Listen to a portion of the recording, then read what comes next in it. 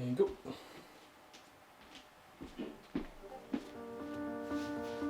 COVID took a lot from me.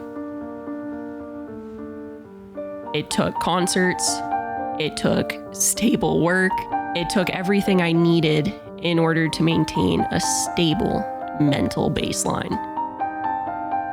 And throughout the past year, I had to find ways to repair myself and to give myself things that would fill the voids of work, and that resulted in Noco.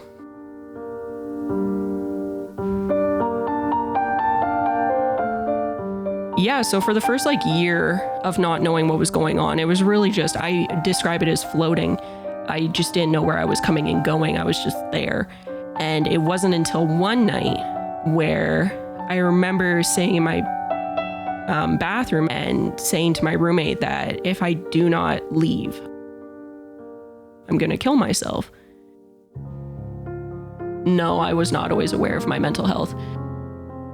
Creating a message that pulled people out of the depths of having nothing and having no one to speak for them. That's what this brand is.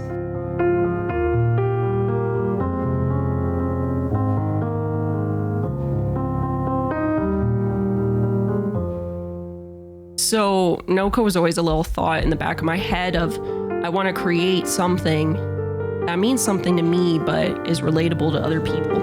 And it was always there. And then when it actually birthed and when it came to life was, I just got out of a pretty interesting relationship and found myself just kind of in a cycle of going to work, coming home, and going to sleep and repeating that cycle. And I was sitting there one day and I said, I'm such a firm believer and there's no time like the present. And I was like, why do I say this all the time, but I don't follow through? And I was talking to a friend and I said, look, I have this idea. And they were like, same thing, no time like the present.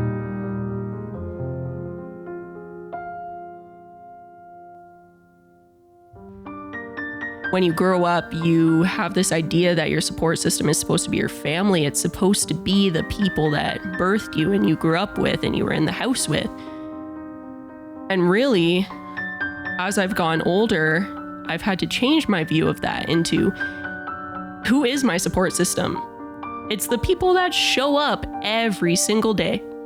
It's the people that wake up every morning and say, you know what? I want to be in Jasmine's life today. It's the people that I can call at 2 a.m. and they pick up. And they pick up because they know I need them. And I've had to shift a lot of my ideals to no, I need to call. I need to call my friend Tanya because she's the one who knows what I need right now. And a lot of my growth and a lot of knowing my story has come down to shifting my thinking, shifting my ideals and my norms, and changing my idea of support and what does that look like for me.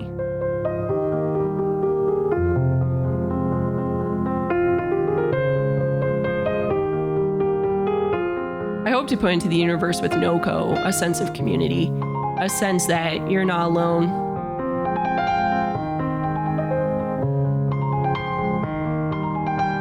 There have been down points in making Noco. Living daily with anxiety it's bound to happen, in that you get into those moments where you're left alone with your thoughts and you start to think, is this really worth it? Is this going to make an impact?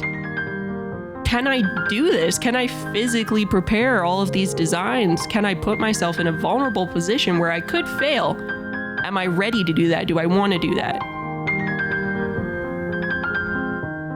At the end of the day, you just have to remember that you get through everything that's put in front of you, and you just need to keep pushing through. Push through those next couple hours, push through that next day of anxiety, push through that photo shoot, push through that planning session with your editor, push through, because the end result's going to be so much more worth the panic and the spiral and the doubt.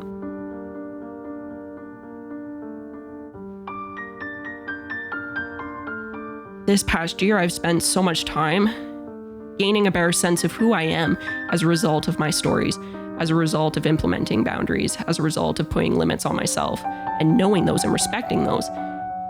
And I've just learned so much more about myself. I know why I do the things I do and why I act the way I act, and I just know who I am now.